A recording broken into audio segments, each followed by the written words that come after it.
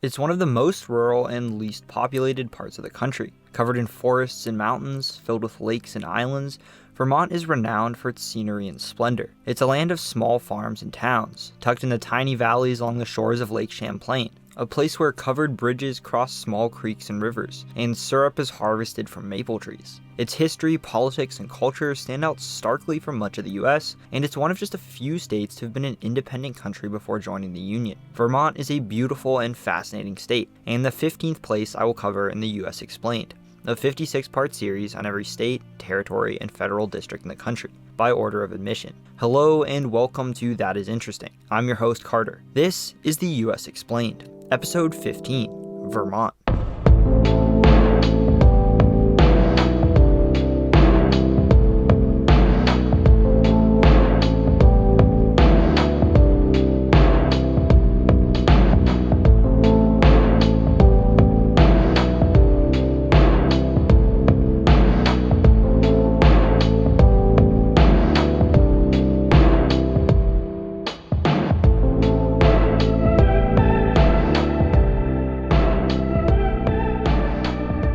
Except for some areas in the shores of Lake Champlain, which are a little warmer, Vermont sits almost fully in the warm summer humid continental climate zone, according to the Köppen climate classification, with 4 distinct seasons, hot summers, and cold winters, a climate it shares with many of its neighboring states. It's nicknamed the Green Mountain State. The name comes from the Green Mountains, a range of the Appalachians or Appalachians, the pronunciation really depends on where you live, that cuts north to south, forming the backbone of the state. The mountains, which are covered in beautiful forests, take up most of the state and contribute to both its incredibly rural nature as well as its status as the 4th most forested state in the country, with only Maine, New Hampshire, and West Virginia having more tree cover than Vermont. They're home to famous peaks like Camel's Hump and Mount Mansfield, which at 4,395 feet is the tallest point in the state. The Green Mountain Boys, led by Ethan Allen, also took their name from Vermont's iconic mountain range. They were a militia group that established the independence of the Vermont Republic, freeing it from British rule as well as keeping it out of the hands of neighboring New York. The mountains themselves were named by French explorer Samuel de Champlain, who called the region Green Mountain or Vermont in French, a name that would later be shortened to Vermont. Vermont's flag follows the typical state coat of arms on blue background design that many state flags have. Granted, it's on the better side of these dark blue flags, the coat of arms showing a pine tree, mountains, and a deer head, which represents well the state's landscape and nature, but it certainly doesn't stand out as far as state flags go. Personally, I prefer the flag Vermont had when it was an independent republic called the Green Mountain Boys flag, which I think is much more unique and would be much easier to recognize. Vermont is one of the smallest states in the country, both in terms of population and area. It's the 43rd out of the 50 states by land area, taking up just 9,217 square miles or 23,871 square kilometers. Only 7 states are smaller than Vermont.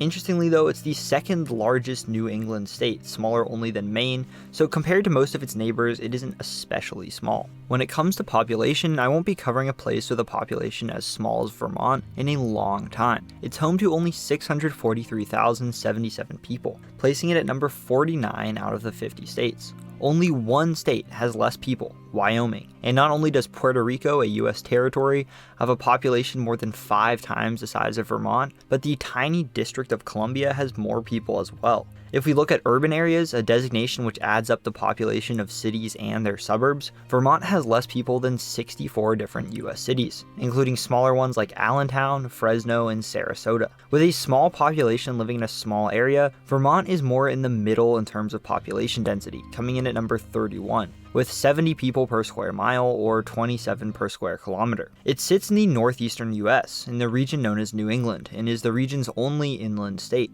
It borders 3 states and 1 Canadian province. New York sits to the west, Massachusetts to the south, New Hampshire to the east, and Quebec to the north. The northern border, an international border with Canada, divides Vermont from Quebec in an east-west line, from the border with New York at Lake Champlain to the border with New Hampshire on the upper reaches of the Connecticut River. The Vermont town of Derby sits along the border, part of the town directly across from the Quebec town of Stansted. The two are essentially one town, divided by the border, and though there's a border crossing in the town, there's also a library called the Haskell Free Library that sits directly on the border, and people are allowed to enter and use the whole library from both Canada and the US. Lake Champlain, the 11th largest natural lake in the country, makes up much of its western border with New York. The rest follows tributaries of the lake and then a straight, mostly north-south line. The eastern border with New Hampshire follows in its entirety the Connecticut River, though most of the river itself belongs to New Hampshire, so in many places if you wade out into the river from Vermont, you will have left the state. At the southern end of the state, the border with Massachusetts runs east-west for just 41 miles, from the border with New York to the border with New Hampshire. Vermont is dominated by mountains and forests. Though farms, mostly dairy farms, one of the state's main economic drivers, are squeezed in the flatter valleys and canyons, most of the state is dominated by mountains, the one exception being the Champlain Valley. The islands and shores of Lake Champlain are really the only flat part of the state, and are home to a number of farms, as well as the state's largest city, Burlington. Even the Connecticut River Valley is at this point mostly very narrow, and isn't yet the population and agricultural center it becomes further downstream in Massachusetts and Connecticut. The Green Mountains divide the main two watersheds of the state, though a small corner in the southwest flows into the Hudson River. For the most part, water in the eastern half of the state flows south to the Atlantic through the Connecticut River, and water in the west flows into Lake Champlain, the water from which then flows north through Quebec via the Richelieu River, which flows into the St. Lawrence and then the Atlantic. Lake Champlain is one of the state's most dominant geographic features. Though shared with New York, most of the lake sits within Vermont, as do its three major islands, Grand Isle, North Hero Island, and Isle La Motte, as well as the Alberg Tongue, a peninsula that sticks out from Canada and isn't attached by land at all to the rest of the US. The state is very rural and has no major cities to speak of. Its largest, Burlington, is home to 108,000 people in its urban area, making it all the way at 285th place in terms of population, home to less people than other small cities like Abilene, Texas, St. Cloud, Minnesota, or Dover, Delaware. In its city limits alone, Burlington is home to 42,000 people. If you take the largest city in each of the 50 states and rank them by population, Burlington is the smallest. Despite being so small, it's the most urbanized part of the state, sitting where the Winooski River flows into Lake Champlain. Chittenden County, where it's located, is home to a quarter of the state's entire population, despite taking up just 6% of the state's land. Vermont's other major towns outside of the Burlington area include in the north St. Albans City and Newport, in the central part of the state St. Johnsbury, Stowe, Middlebury, home to Middlebury College, Barry, and Montpelier, the capital city, and in the south Rutland, Brattleboro, and Bennington. These are all at most large towns. The rest of Vermont's population lives in even smaller towns and villages scattered throughout the mountains and valleys of the state. What is now Vermont was originally home to a number of different indigenous peoples. The Pennacook lived in parts of the southeast, the Mohican in the southwest, the western Abenaki throughout the entire state. The Abenaki dominated the region, joining with 4 other tribes stretching from Vermont all the way to Newfoundland, and forming what was called the Wabanaki or Dawnland Confederacy. With the arrival of European colonists in the Americas, they brought with them diseases that the indigenous people had not yet been exposed to, such as smallpox. These diseases ended up decimating the continent's indigenous peoples, killing 90% of them. Those that survived often died at the hands of colonists, as European settlements pushed further westward, encroaching on their land and pushing those that survived west. The Pennacook people were completely wiped out, and most of the Mohicans were pushed west into what is now Wisconsin. But today, a number of western Abenaki tribes remain in northern New England and Quebec. The first Europeans to begin settling in Vermont were the French. While British colonies in North America expanded inland from seaports on the Atlantic, French colonial settlement followed the valleys of the St. Lawrence and Mississippi rivers. Jacques Cartier and later Samuel de Champlain explored the north of Vermont from the St. Lawrence Valley not far away, and Champlain claimed what is now northern Vermont for France in 1609. In the coming decades, French-Canadian settlers would move into the region, establishing towns and forts. As coastal British colonies pushed further inland, they came head-to-head with both New France and each other in places like what would become Vermont. It sat inland in a mountainous region that was difficult to settle. With the north controlled by France and settled by French Canadians, only a few hundred British settlers had ventured inland into the southern reaches of the Green Mountains. It was truly a colonial frontier, a borderland between two empires, and a mostly empty region not really controlled by any specific British colony, though New Hampshire and New York both claimed the land as their own. These overlapping claims between the two colonies remained a relatively minor issue until 1749. That was when Benning Wentworth, the colonial governor of New Hampshire, began selling plots of land on the west side of the Connecticut River to New Hampshireites, who began settling in the region and founding towns, such as Bennington, named after the governor. People began referring to this land as the New Hampshire Grants. It infuriated New York, who maintained that the region was rightfully theirs, but colonists from New Hampshire continued flocking to the grants in coming years. The French and Indian War erupted in 1754 and would continue for nearly a decade, as Britain and France fought for control of North America. France lost, and most of their North American lands, including the colony of Canada, which northern Vermont was part of, came under British control. The French colony of Canada became the British colony of Quebec, though most of its inhabitants were French and spoke French. The 1764 treaty that ended the war officially transferred what is now northern Vermont from Quebec to New York, and was used as an opportunity to end the dispute over the New Hampshire grants, officially recognizing the land west of the Connecticut River as part of New York. This infuriated the residents of the grants, most of whom were from New Hampshire and supported New Hampshire's claims. They grew upset as New Yorkers began flocking into the region and establishing settlements of their own. What infuriated them even more is that the colonial government of New York considered all the land grants made by New Hampshire to have been illegal. They seized control of the homes of residents who had settled there as part of the New Hampshire grants and tried to sell them back for very high prices, or in many cases just gave them to New Yorkers who were moving in. This enraged locals, many of whom began forming armed resistance groups. These groups unified under Ethan Allen. Allen had moved from Connecticut and purchased land in the Green Mountains as part of the New Hampshire grants. Along with his brother Ira, Allen built a militia known as the Green Mountain Boys. Their aim was not just to protect people who had already settled in the grants from having their properties seized by New York, it was for the grants to become independent from New York and any British colony altogether. At the same time, tensions were building between Britain and the 13 colonies. As the Revolutionary War broke out and the colonies declared independence, Ethan Allen and the Green Mountain Boys began fighting against the British as well, but not with the goal of being part of a state of New York or New Hampshire. They desired independence from Britain as their own sovereign country. At first they called it New Connecticut, but later chose a new name, the Vermont Republic. They declared independence on January 15, 1777, 6 months after the 13 Colonies had. The Vermont Republic initially allied themselves with the rebel colonies, helping push back the British. Ethan Allen helped Benedict Arnold, before Arnold betrayed the Continental forces, capture Fort Ticonderoga, which lay across Lake Champlain in New York. Though it remained unrecognized, the Vermont Republic by all accounts functioned as an independent and sovereign country for over a decade. It had 3 different capital cities throughout its existence: Westminster, then Windsor, then Castleton. It ran its own postal service, issued its own currency, and elected an executive called governor. Thomas Chittenden held the office for most of the country's existence, and then went on to serve as the state of Vermont's first governor. One of their most consequential laws abolished adult slavery in 1777. Though it still allowed children to be enslaved, it was the first ban on slavery of any kind on the continent, doing so before it even became a state, and 3 years before Pennsylvania, the first of the 13 colonies to do so, would abolish the horrible practice as well. They also allowed all men to vote, regardless of race, wealth, or any other factors. As an independent country, the Vermont Republic maintained relationships with both their neighbors, Britain and the newly independent United States, having also rebelled against British rule, fighting often side by side with the American revolutionaries, and with many Vermonters having moved there from the former 13 colonies, they had a lot in common with the United States and had declared independence with the hopes of eventually becoming a US state. The one sticking point, however, was New York, who still considered the Vermont Republic to be a part of their state. With all the bad history between the two, Vermont made clear that they would only join the country as their own state, not as part of New York. As negotiations failed to go anywhere, Vermont's leaders throughout the war and after met with British leaders about the possibility of the Vermont Republic rejoining Britain as part of Quebec. Many Vermonters, after all, were ethnically French-Canadian. These talks to join Quebec weren't successful either, but worried the United States enough that New York agreed to give up their claims to the land, opening the door for the small country to become a state. On March 4th, 1791, less than a year after Rhode Island did so,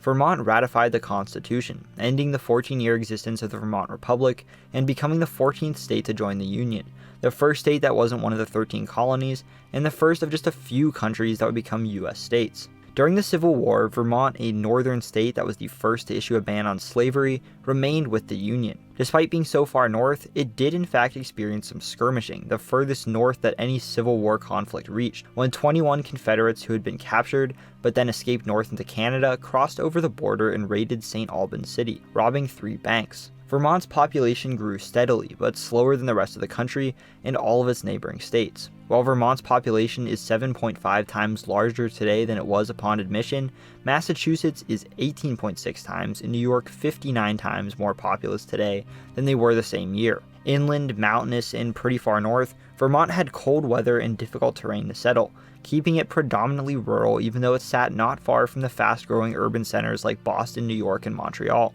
These northeastern cities boomed with growth, with immigrants moving in from across Europe to seek a better life and take advantage of jobs that were opening up as the region industrialized. Though no major cities sprung up in Vermont, it grew as it provided many of the resources to fuel the Northeast's industrial growth. Its mountains provided granite and marble, and quarries sprung up throughout the state.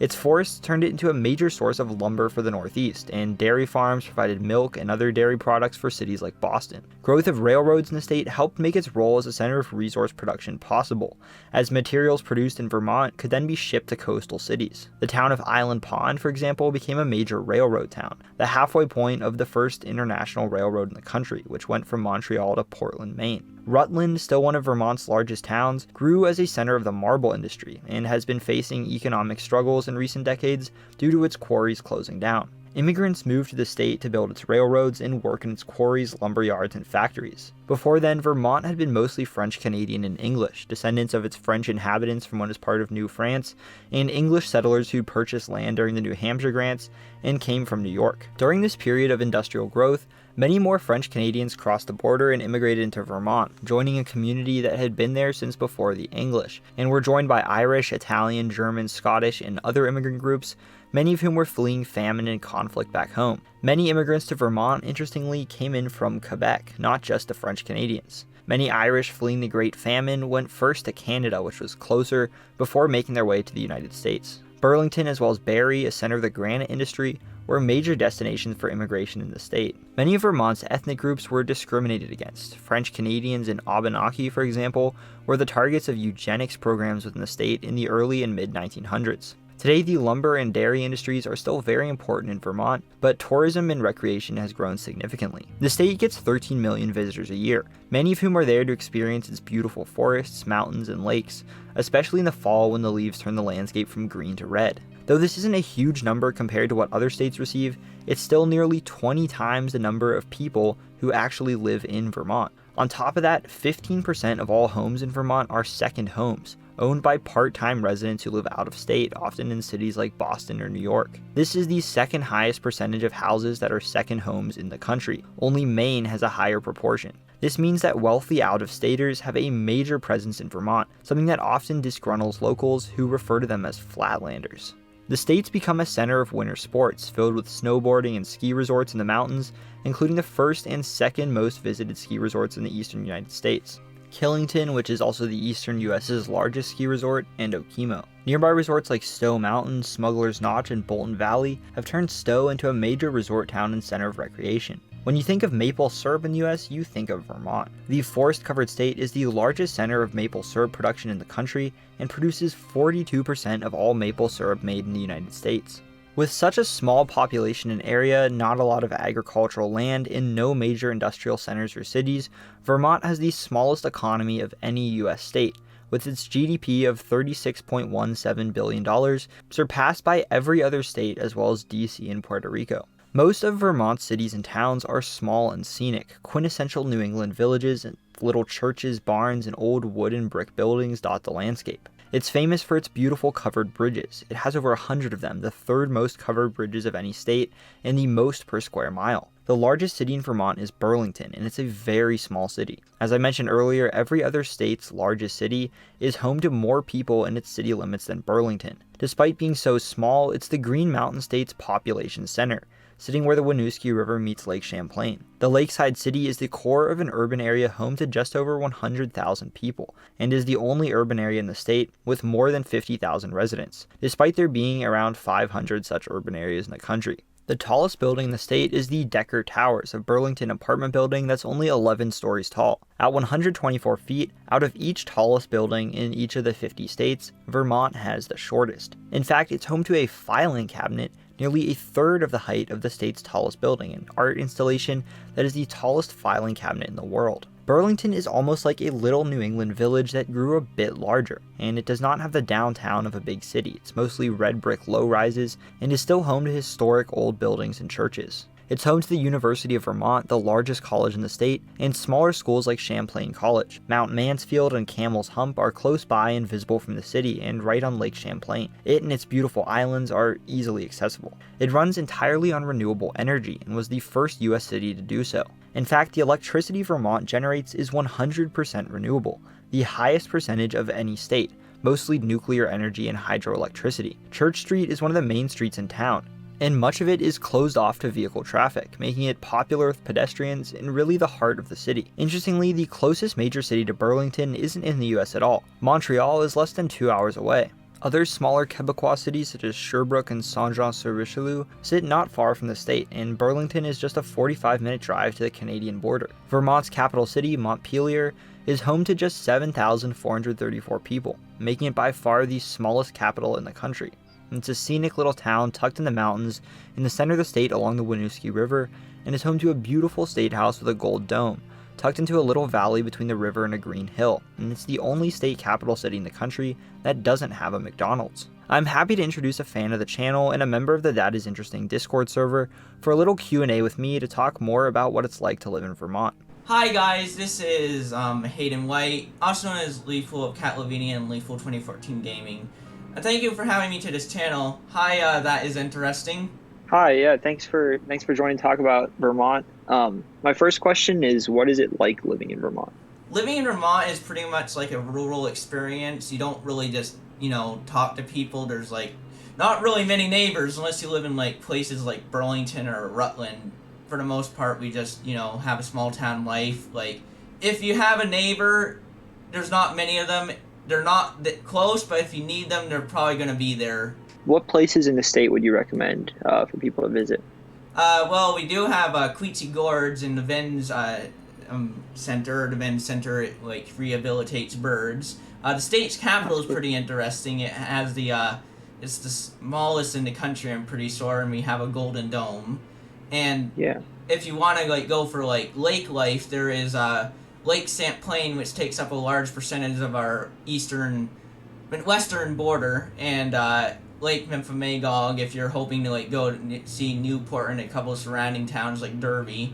Most of the places you'd visit in Vermont are going to be small forests or something like that, rural. Right. Oh, we do have Church Street, Burlington. That is a fun place to visit for performances and everything. No cars are allowed on the street. It's just for people to walk around on and everything. Finally, what makes Vermont unique, would you say? Laws, we have many interesting laws. We have many forests, protected areas. We are highly progressive. For the most part, the thing that makes Vermont unique from other states is how we treat our wilderness. We try to keep metropolitan areas down, and we try to make sure that we kind of have our buildings be kind of one with nature. We don't try to pollute the air or anything like that. It's just a fun place you can go that is for rural areas. It kind of represents what colonies probably used to be without counting all the modern buildings. Yeah, a lot of small towns and villages, natural areas. Do you have anything else you'd like to add? Come visit Vermont, not for the fall leaves, please. Just try to visit our other areas and help support the local businesses whenever you visit. We could use probably some more money and probably lower our rent prices in some of the more metropolitan areas. All right. Well, thank you so much. Thanks for coming in to talk about your state. In terms of race, Vermont is one of the least diverse states. 92.4% of Vermonters are white, the second highest percentage of any state in the country after Maine. 2% are Latino, 1.6% are Asian American, and 1.2% are Black. So close to and historically tied to Quebec, nearly a quarter of Vermonters have French-Canadian ancestry, with English, Irish, German, and Italian ancestry being the other most common ethnic groups in the state. Vermont, in fact, has the third highest percentage of French Americans in the country, more than states like Louisiana. Only New Hampshire and Maine have a higher proportion of French ancestry than Vermont. One of the things Vermont is most well known for is being the home of Ben & Jerry's. It started as a small ice cream shop in Burlington and is now a hugely popular ice cream company. They use their proceeds to support a number of different political and social issues, and their factory in Waterbury is open to the public for tours. It's also home to the Flavor Graveyard, where they've created headstones for discontinued flavors. Speaking of ice cream, a unique Vermont treat is the Maple Creamy, sort of like a soft serve sweetened using maple syrup, and they're very popular within the state. Legend tells of Champ, a Loch Ness type monster who's said to live in Lake Champlain, and a local baseball team formerly in the minor leagues is called the Vermont Lake Monsters. It's one of just 4 states to have banned billboards, which makes driving on its roads and highways much more scenic. The Burlington Free Press is the largest newspaper in the state, and its busiest and only major airport is the Burlington International Airport. There are no major league sports teams in the state, and Vermonters tend to root for Boston-based teams, though New York and Montreal-based teams are popular as well. Famous people from Vermont or who have lived in the state include Rudyard Kipling, Maria von Trapp, John Deere, and Mormon leaders Joseph Smith and Brigham Young. Despite being such a small state, 2 presidents were from Vermont, Chester Arthur and Calvin Coolidge. Politically, it's one of the most interesting states in the country, as it goes against the American political tendency for urban areas to be more liberal and rural areas more conservative. Vermont is one of the country's most rural states, yet is tied with Hawaii as the bluest state in the US. It has a Cook Partisan Voting Index, or PVI, of D+15, which means that in a given election year, Democrats do about 15% better in Vermont than they do in the country on average. The last time a Republican won Vermont in a presidential election was George H.W. Bush in 1988. It's been at the forefront of a number of progressive causes. Gay marriage had been legal in some states due to court rulings, but Vermont was the first state to legalize it through legislation, doing so in 2009. In 2018, they legalized recreational use of marijuana. Other states had done so through ballot measures, but again, they were the first state to legalize it through legislation. Vermont's progressive politics are well known thanks in part to Bernie Sanders, the state's famed senator. One of just 2 independent senators in the country not belonging to any political party, Sanders ran and came in second for the Democratic nomination for president in both 2016 and 2020. Though he lost both times, his campaigns brought many of his ideas more into the party mainstream and have played a large role in shifting the Democratic voter base more to the left. Previously, he had been in the House of Representatives and before that, the mayor of Burlington. In addition, a party that formed to help with Sanders' campaign for mayor, the Vermont Progressive Party, is a rare example of a local third party that wins seats at the state level, holding a number of seats in the state senate, state house, and other county, city, and statewide positions. Out of Vermont's 2 senators, Bernie Sanders is an independent but caucuses with the Democrats, and Patrick Leahy is a Democrat. Though he's retiring this year, Leahy, the president pro tempore of the Senate, is the longest serving current member of the Senate, and the 3rd longest serving senator of all time, having served in the Senate for over 47 years. Both have some of the highest approval ratings from their constituents of any sitting senator. Interestingly, despite being such a liberal state, Vermont has a Republican governor. Governor Phil Scott is a moderate Republican in the country's bluest state, but has the highest approval rating of any current governor, at 79%, and has consistently won re-election by large margins, with nearly 40% more than his main opponent in 2020.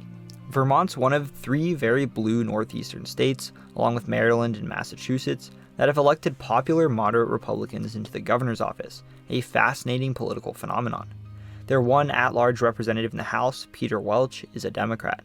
That is it for Vermont. I want to give a big thank you to everyone who has already joined my Patreon. Through it, you can access different things such as behind-the-scenes videos, early access to maps I create, an exclusive Discord Q&A with me, ad-free content, and shoutouts in my videos, such as these. Please be sure to check out the TII store, where you'll be able to purchase all sorts of official That Is Interesting products and merchandise, including shirts, hoodies, embroidered beanies, masks, mugs, embroidered backpacks, laptop stickers and sleeves, and so on. One of the products I'm most excited about are these limited edition frame state prints that commemorate each video in US Explained. These are available as soon as the corresponding US Explained video is uploaded, but only 10 of each will be released, so make sure to buy one before they go out of stock. Right now, you'll be able to buy a Vermont state print, so please click the link in the description and go pay a visit to the TII store. Also, please subscribe to my brother's channel, Quinn the Cameraman. He made the great intro at the beginning of this video that I'll use in all the US Explained videos and did the editing, so go show him some support.